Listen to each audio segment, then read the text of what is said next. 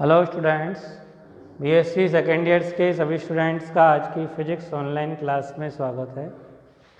पिछली वीडियो में अपन पढ़ रहे थे मैक्सवेल का बंटन नियम।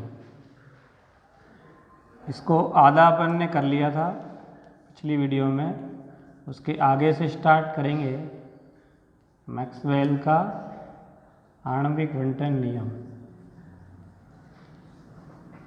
पिछला ही टॉपिक है, उस दिन आधा ही हुआ था हमारा, आज उसी के आगे से इसको स्टार्ट करेंगे मैक्सवेल का आणविक बंटन नियम। तो हमने स्टार्ट कर लिया था, घनत्व ज्ञात कर लिया था रो बराबर। तो रो बराबर क्या आया था,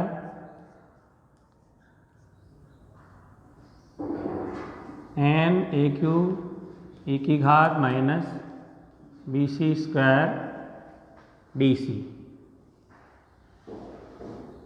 एन ए क्यू ई की घात माइनस बी सी स्क्वायर, ये घनत्व आया था ना रो बराबर। इसका समीकरण नंबर शायद क्या था,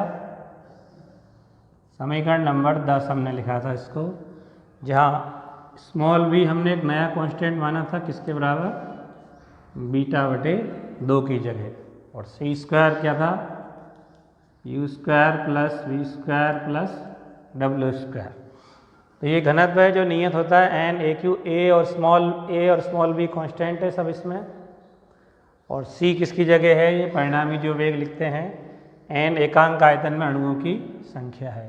अब मान लो अपने को वेग परास सी और सी प्लस डी सी में माना वेग परास, वो तो एक्स वाई जेड डायरेक्शन में तो अपन ने यू प्लस डी यू या बी प्लस डी बी माना था।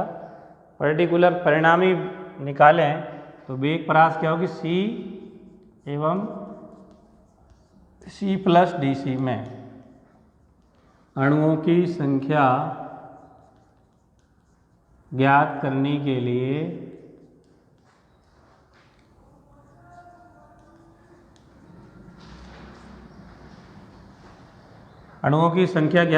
लिए सी एवं सी प्लस डी सी त्रिज्या के संकेंद्रीय गोलों की कल्पना करें।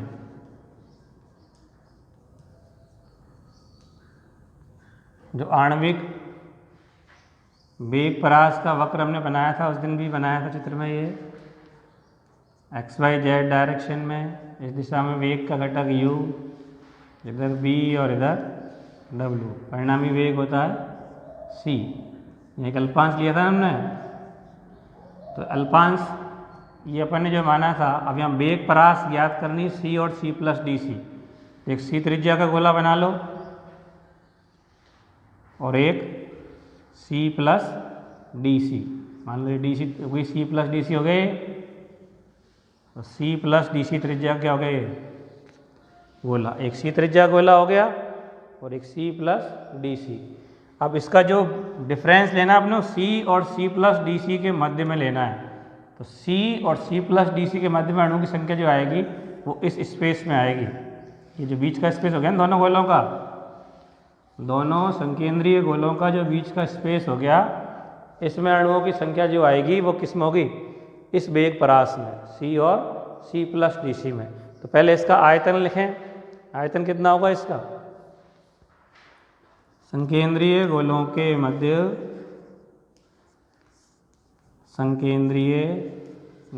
के मध्य स्थान का आयतन। तो आयतन कैसे लिखते हैं अपन, आयतन क्या लिखते हैं, क्षेत्रफल इंटू मोटाई। तो इस गोले का क्षेत्रफल लिख लो, कितना आएगा गोले का क्षेत्रफल इसका, 4 पाई सी स्क्वायर, गोले का क्षेत्रफल था ना 4 पाई आर स्क्वायर, त्रिज्या सी है तो सी स्क्वायर हो गया, और क्षेत्रफल को पाई से गुणा कर दो मोटाई से, तो आयतन हो जाएगा ना ये। तो मोटाई क्या है, डी सी। ये गोलीय कोश हो गया ना एक तरह से, दो संकेंद्रीय गोलों के बीच में ये जो स्पेस है वो क्या हो गया, गोलीय कोश, डी सी मोटाई का, जिसकी त्रिज्या सी और मोटाई क्या है, डी सी। तो आयतन के लिखेंगे क्षेत्रफल इंटू मोटाई, 4 पाई सी स्क्वायर डी सी। तो इस स्पेस का आयतन अपन ने लिख लिया 4 पाई सी स्क्वायर डी सी। अब इसमें अणुओं की संख्या कैसे निकालेंगे, चूँकि ये घनत्व जो होता है वो क्या होता है, एकांक आयतन अणुओं की संख्या। तो इतने आयतन अणु संख्या कैसे निकालेंगे, घनत्व गुणा कर देंगे इसको, एकांक आयतन अणुओं की संख्या, तो इतने आयतन में अणुओं की संख्या क्या होगी, इसको इससे गुणा कर देंगे ना रो से। तो अतः वेग परास C एवं C+dC में अणुओं की संख्या, इस संख्या को हम लिख देते हैं DNC। संकेत के लिए C लगा दिया क्योंकि DN तो अपन पहले भी लिख चुके हैं, वो तो किसी भी दिशा में हो सकता है, x में, y में, z में। C वेग परास में, इसलिए DNC लिख दिया इसको। तो ये जो क्षेत्रफल आया, तो आयतन 4πc²dC, इसका इस गुणा कर दो रो से, क्योंकि रो घनत्व है, एकांक आयतन अणुओं की संख्या है, तो इतने आयतन अणुओं की संख्या कैसे निकालेंगे, रो से गुणा करेंगे। तो रो का मान अब यहाँ से रख दो, तो 4πc²dC इंटू रो की जगह हो गया NAQ और e की घात -BC², या एक साथ इसको यहाँ लिख दें, तो DNC बराबर हो गया 4πNAQ, 4π ये रहा NAQ और e की घात -BC² इंटू C² और DC। ये समीकरण नंबर हमारा हो गया 11। तो ये इस वेग परास C और C+dC में अणुओं की संख्या हमारे पास आ गई। अब इसमें स्मॉल a और स्मॉल b दोनों क्या हैं, कांस्टेंट है। तो पहले कांस्टेंट का मान हमने को निकालना पड़ेगा और फिर वो मान निकाल के इसमें रखना पड़ेगा जब पूरा सूत्र अपने पास आएगा मैक्सवेल बंटन का। तो सबसे पहले अपने क्या करेंगे, नियतांक a और b के मान ज्ञात करना। ये जो कांस्टेंट हमने लिए हैं नियतांक, इसमें स्मॉल a और स्मॉल b क्या है, कांस्टेंट है ना, ये माने अपन ने पहले, तो इनका मान अपने को निकालना पड़ेगा। तो कैसे निकालेंगे, देखो कुल अणुओं की संख्या अगर निकालनी हो इस समीकरण 11 से, तो कुल संख्या कैसे निकालते हैं, ये तो एक निश्चित वेग परास में है, कुल निकालने के लिए क्या करेंगे, समाकलन कर देंगे इसका। तो चूंकि प्रति एकांक आयतन में कुल अणुओं की संख्या n बराबर किस निकालेंगे, समाकलन DNC। चूँकि अणुओं का वेग कुछ भी हो सकता है, मैंने लिखा है एक पॉइंट में, सभी संभव वेगों से सभी संभव दिशाओं में गति करते हैं, लिखा है ना बंटन नियम में पॉइंट। तो लिमिट क्या होगी, 0 से अनंत तक कुछ भी हो सकता है वेग, इसलिए लिमिट हमने लगा दी। अणुओं की संख्या कुछ हो सकती है, 0 से अनंत लगा दी। अब इसको सॉल्व करें तो DNC का मान क्या है, 4πNEQ, AQ e की घात -BC² C² DC। तो n बराबर 4πN AQ, ये तो कांस्टेंट है सब, इनका समाकलन से कोई मतलब है नहीं, तो समाकलन से बाहर हो गए। और समाकलन 0 से अनंत क्या आया, e की घात -BC² C² DC। C के सापेक्ष समाकलन होना है। तो अब इसको सॉल्व करना है, वैसे तो मैथ्स के स्टूडेंट हो, समाकलन करना आना चाहिए।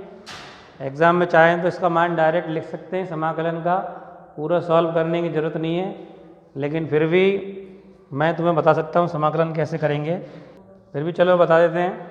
इसको अभी समीकरण नंबर लिख देता हूँ मैं 12, n तो कट गया दोनों साइड से। इसको कैसे सॉल्व करेंगे इस मान को, तो देखो इधर इसको अलग से सॉल्व करके बताऊँगा मैं। एग्ज़ाम में पूरा लिखने की ज़रूरत नहीं है, बहुत बड़ा हो जाएगा नहीं तो।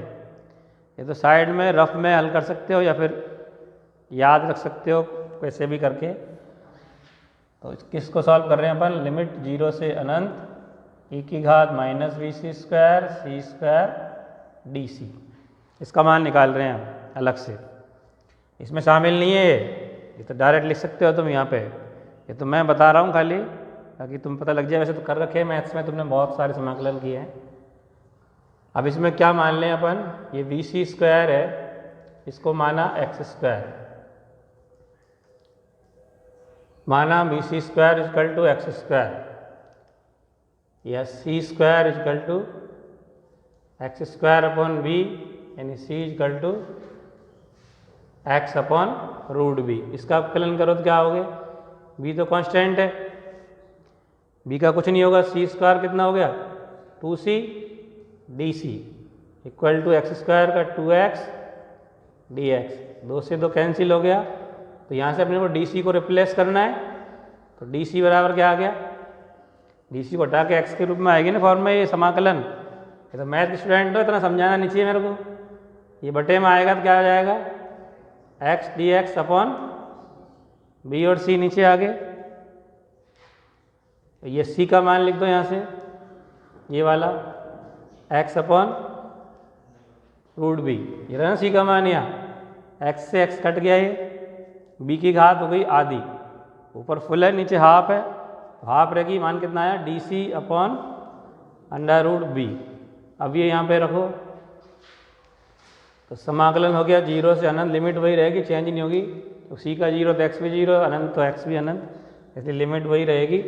अब ई की घात हो गई कितनी माइनस एक्स स्क्वायर, इसकी जगह हमने एक्स स्क्वायर मान लिया ना यहाँ पे, और सी स्क्वायर की जगह क्या लिख दो यहाँ से एक्स स्क्वायर अपॉन बी, ये रहा सी स्क्वायर का मान, और डी सी का मान लिख दो D C upon root B.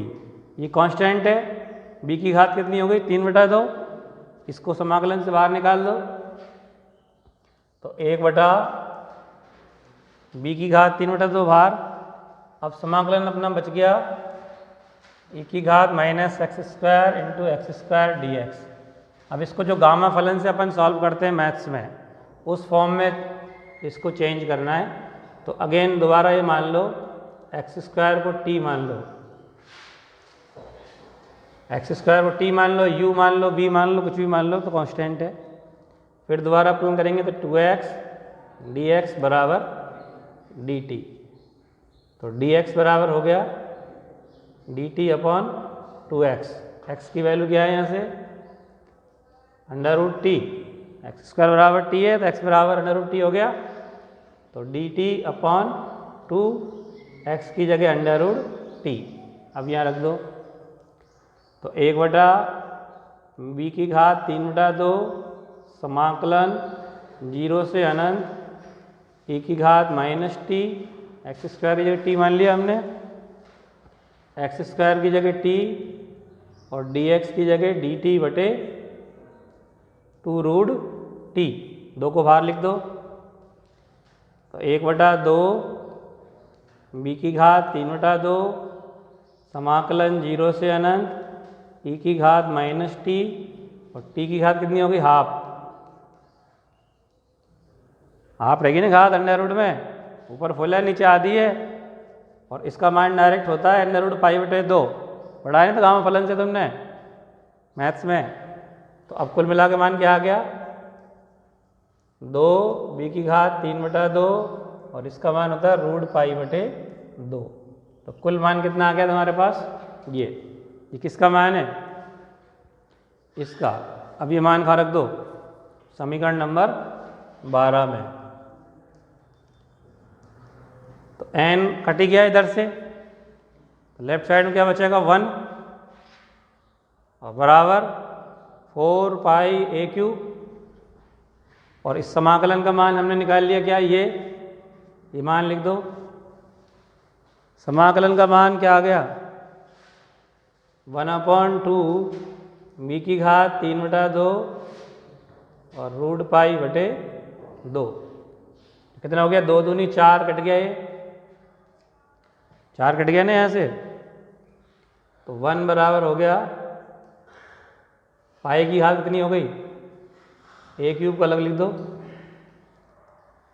पाई और रूट पाई कितनी हो गई 3/2 घात, और b की घात भी 3/2 है, तो एक साथ लिख दो ना हमें पाई बटे b की घात कितनी हो गई 3/2, तो a³ बराबर क्या आया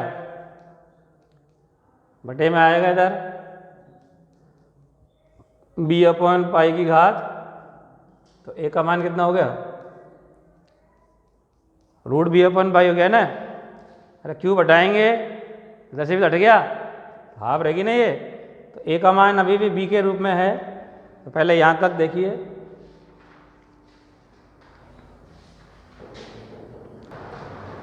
तो ए बराबर हमने निकाल लिया under root B upon pi. इसको समीकरण नंबर दे देते हैं अपन 13। अब इसमें अपने को पहले बी का मान भी निकालना पड़ेगा जब ए का मान आएगा, क्योंकि ये तो दोनों ही अभी अननोन है, ए और बी, कोई मान नहीं है। तो बी का मान कैसे निकालेंगे? तो चूँकि एक्स दिशा में वेग क्या माना अपन ने? घटक माना ना वेग का u। एक्स दिशा में वेग u एवं u प्लस du परास में एकांक आयतन में अणुओं की संख्या, एकांक आयतन में अणुओं की संख्या। केवल एक्स डायरेक्शन में देख रहे हैं अपन, खाली एक्स डायरेक्शन में वेग की परास u और u प्लस डी है ना। इससे एकांक आयतन अणु संख्या कैसे निकालेंगे?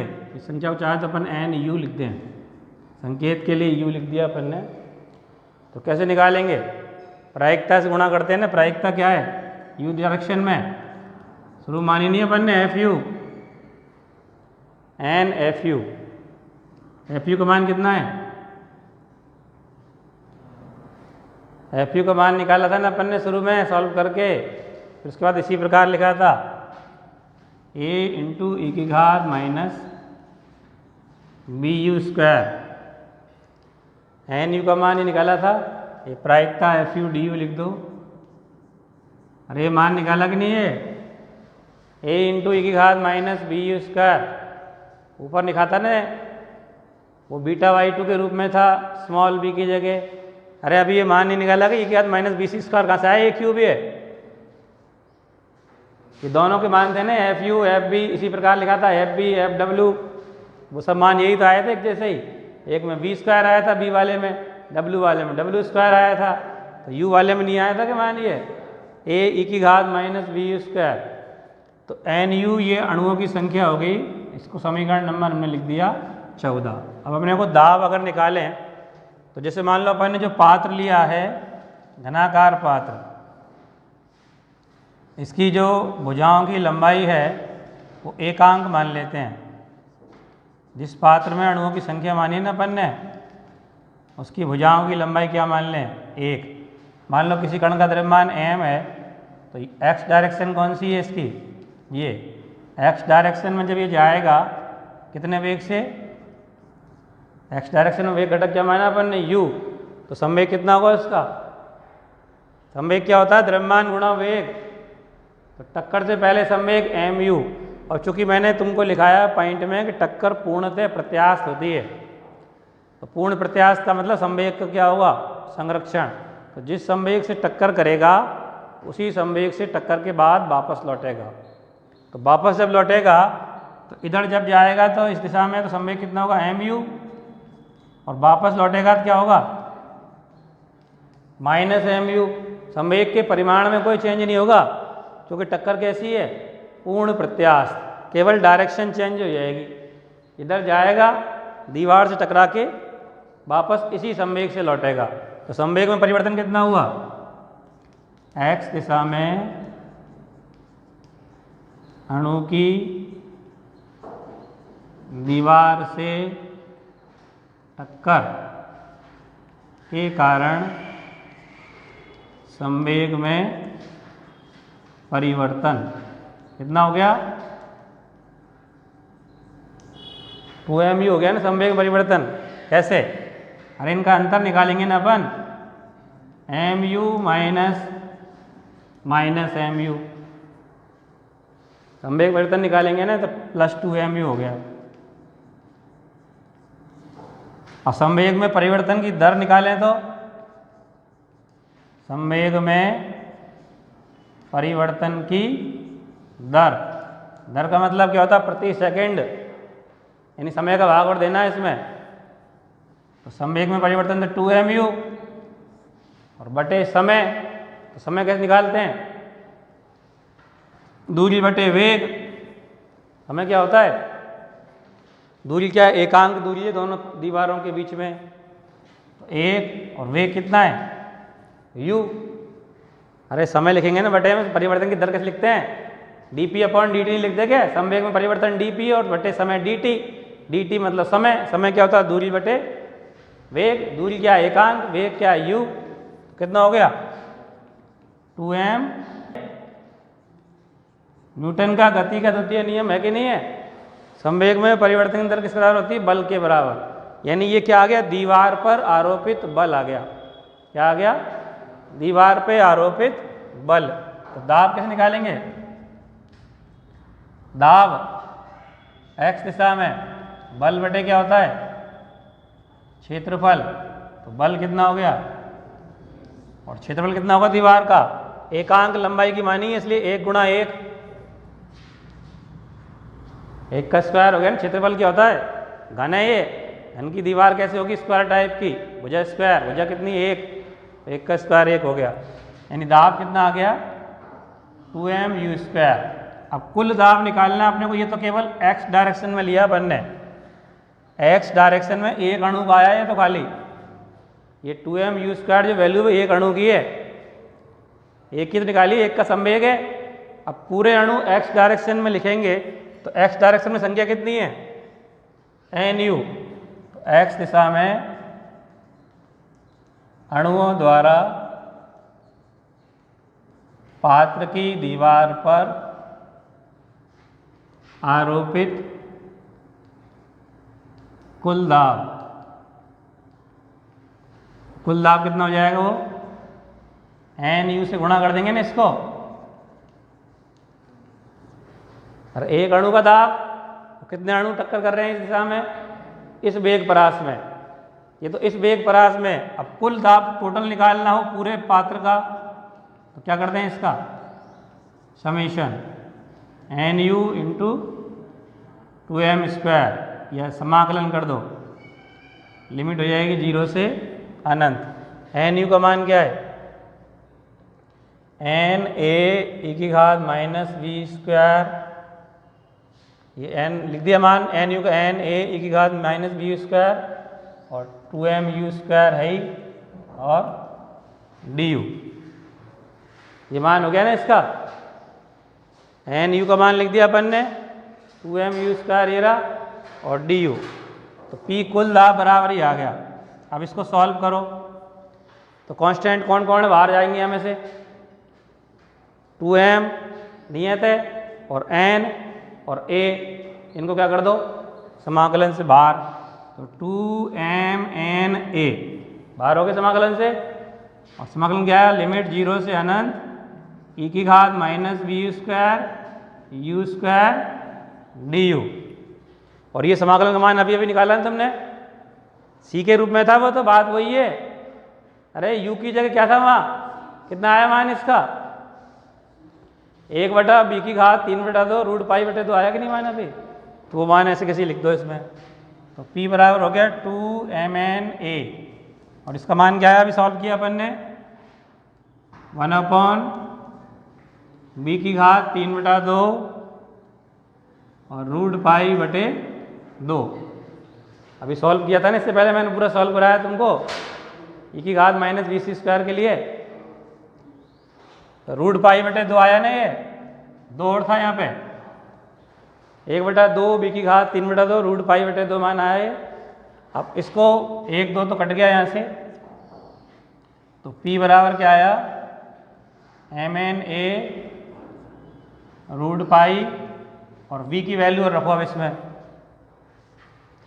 वो a का मान लिख दो, तो जी a का मान है ना अपने पास, रूट b अपॉन पाई लिख दो, तो root b upon root pi, a की वैल्यू रख दी अपन ने, mn है ही, और a का मान क्या देखो हो रहा रूट b अपॉन पाई, और यहाँ रूट पाई b की घात 3 बटा 2 और 2, ठीक है।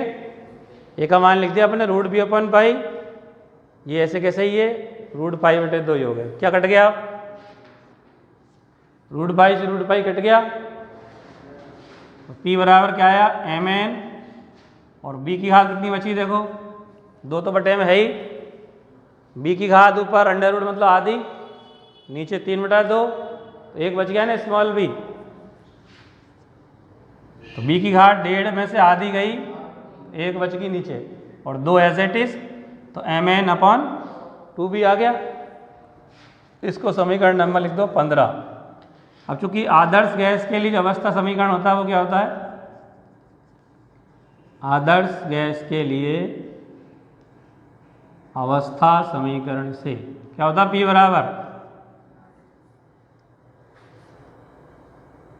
बराबर क्या होता है? दाब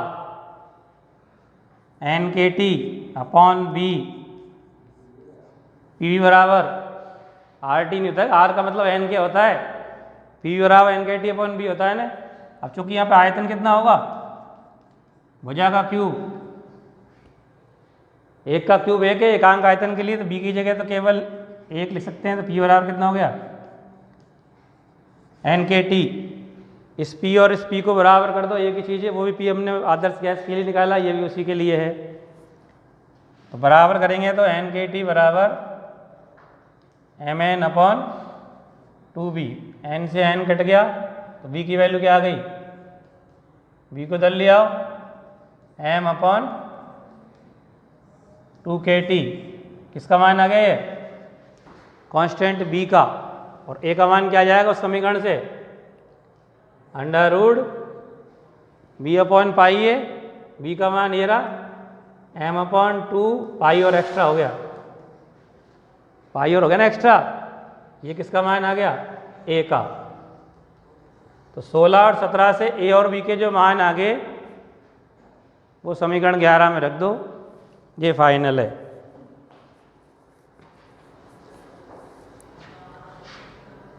तो समीकरण 11 में नियतांक A B के मान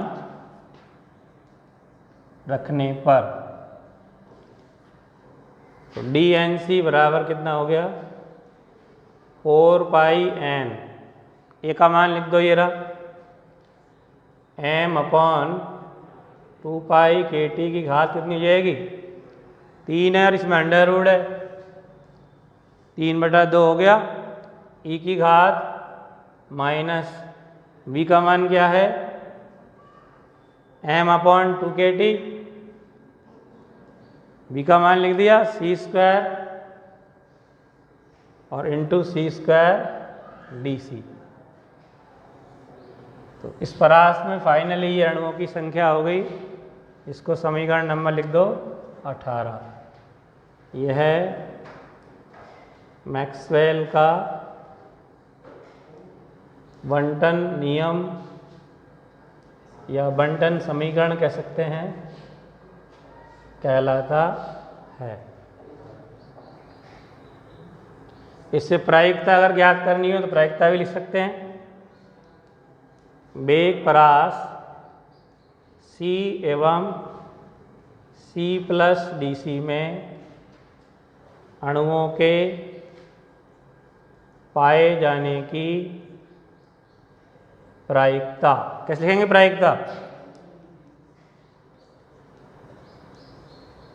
प्रायिकता P कैसे लिखेंगे? और पहले कैसे लिखी थी अपन ने प्रायिकता? P बराबर DNC कैसे निकाला था अपन ने? अणु की संख्या निकाली थी ना प्रायिकता से गुणा करके, शुरू में स्टार्टिंग में। अरे टोटल अणुओं की संख्या निकाली थी ना N से गुणा करके प्रायिकता का। तो प्रायिकता बराबर क्या लिख सकते हैं? DNC में N का भाग देके, तो DNC ये रहा ना अपने पास, तो DNC अपॉन N। प्रायिकता वितरण निकलवाए तो प्रायिकता निकाल सकते हो ऐसे। तो काई का भाग देना खाली हमें, N का भाग दे दो, N कट जाएगा, क्या बचेगा? 4π m/2πkT की घात 3/2 E की घात माइनस mc²/2kT c² dc। ये प्रायिकता हो गई। इसका ग्राफ भी बना सकते हैं प्रायिकता वितरण का, पहले लिख लो है तो।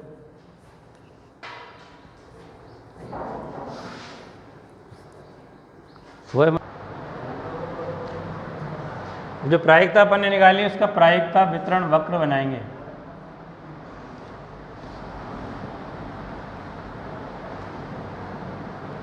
तो चूंकि उस वक्र में अपन ने देखा जो मान अपन ने लिखा था अभी, प्रायिकता P बराबर क्या था, DNC अपॉन N, कितना मान था 4 पाई M अपॉन 2 पाई KT की घात 3/2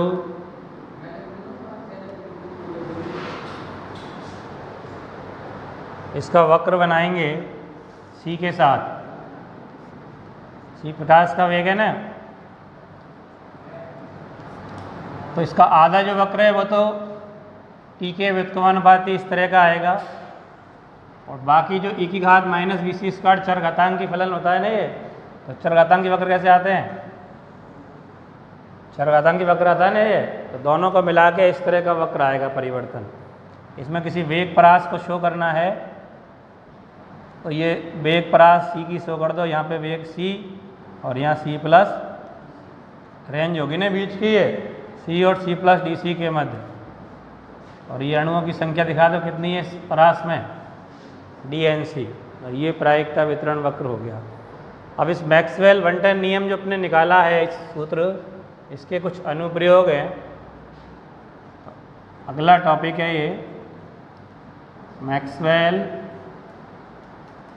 वन टन नियम के अनुप्रयोग। अनुप्रयोग का मतलब क्या होता है, इसके उपयोग से अपन क्या क्या ज्ञात कर सकते हैं, मैक्सवेल का वन टन नियम यूज करके क्या क्या निकाल सकते हैं। तो सबसे पहले नंबर 1, अणुओं का औसत या माध्य वेग, औसत या माध्य वेग। माध्य कैसे निकालते हैं, एवरेज, एवरेज कैसे निकालते हैं, जैसे C और C प्लस DC परास के सभी अणुओं के वेगों का क्या निकालना हो, माध्य। तो माध्य कैसे निकालेंगे, क्योंकि एकांक आयतन में अणुओं की संख्या क्या मानी है अपन ने, DNC। एकांक आयतन में इस परास में अणु संख्या कितनी है, DNC। एक अणु का वेग C है तो C अणुओं का वेग कितना हो गया, DNC अणुओं का वेग कितना हो गया, C DNC, मतलब सबका वेग एवरेज वेग मान ले C, तो DNC अणु है ना टोटल, भाई वेग परास C और C प्लस DC में एकांक आयतन में अणु संख्या कितनी मानी है अपन ने, DNC, जो अपना समीकरण नंबर ऊपर लिख रहा है ये रहा DNC का मान अभी ज्ञात किया है।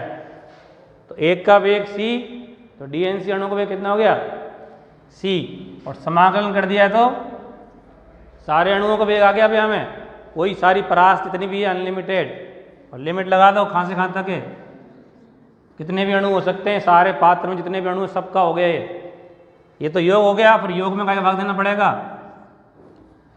अणुओं की संख्या का भाग भी देना पड़ेगा। एवरेज कैसे निकालते हैं, कुल योग बटे संख्या, कुल योग तो ये हो गया और बटे संख्या, ये मान क्या कहलाएगा, औसत। औसत कैसे दिखाएंगे, C बार, माध्य या औसत वेग। अब अपने को ये वाला मान लिख दो DNC का इसमें, बाकी सॉल्व कर दो ऐसे कैसे ही। तो 1/n तो एज इट इज, लिमिट 0 से अनंत, C इसमें है ही, और DNC का मान क्या हो गया, n आएगा साथ में 4 पाई n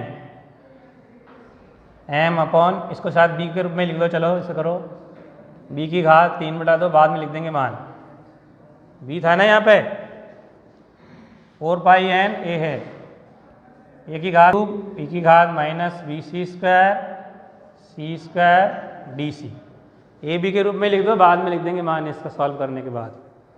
अब इसमें से कांस्टेंट बाहर आ जाएगा,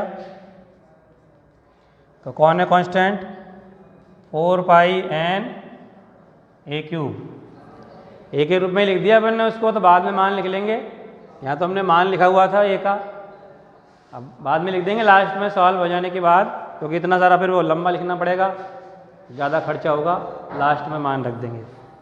तो 4 पाई n a क्यूब बाहर हो गया, और n बटे में है ही जो कट जाएगा, समाकलन 0 से अनंत, C और C स्क्वायर कितना हो गया, C क्यूब, और e की घात minus B C square D C, N यहाँ से कट जाएगा तो c बार बराबर 4 पाई ए की घात 3/2। अब इसको समाकलन को सॉल्व कर लो। वैसे ही मैंने बताया था, इसका मान डायरेक्ट लिख सकते हैं वैसे तो 1/2b² आएगा।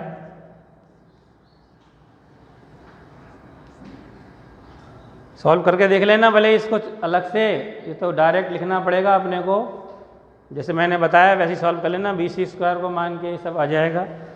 तो कुल मिला के मान कितना आया, 2 दूनी 4 कट गया, ये 2 बार 2 पाई और ए की घात 3/2 का मान कितना हो गया, ए का मान क्या है √b/पाई है ना, ए का मान क्या है √b/पाई और इसकी घात 3/2 है और इंटू 1/b²।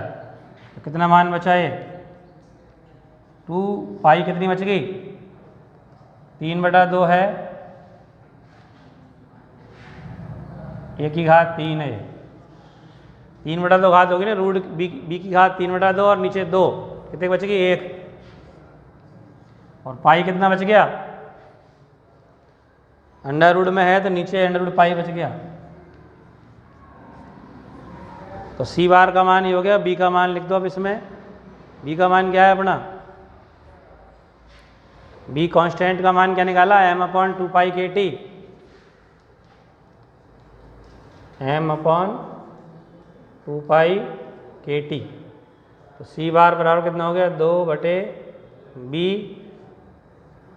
और बी का मान क्या हो गया √m/2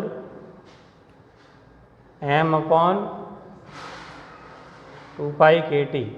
बी का मान क्या था, बी का अंडर रूट में थोड़ी मान,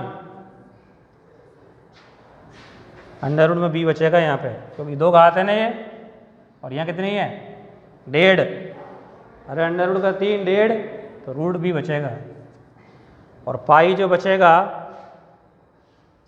वो भी क्या बचेगा 1 पाई ऊपर है, नीचे 1.5 पाई है तो आधा पाई बच गया। अब बी का मान कितना है अंडर रूट में, बी का मान m/2 के टी होता है ना, बी का मान क्या निकाला अपन ने m/2 के टी और पाई भी है साथ में। तो कुल मिला कितना हो गया, ये ऊपर पहुंच गया, कितना हो गया 2 बाहर है √2 के टी अपॉन m पाई और 2 को भी अंदर ले जाओ तो क्या हो जाएगा 8 के टी अपॉन, अरे 2 का स्क्वायर 4 होता है ना, अंडर रूट में अंदर ले जाएंगे जब 4 दूनी 8 के टी अपॉन m पाई। ठीक है।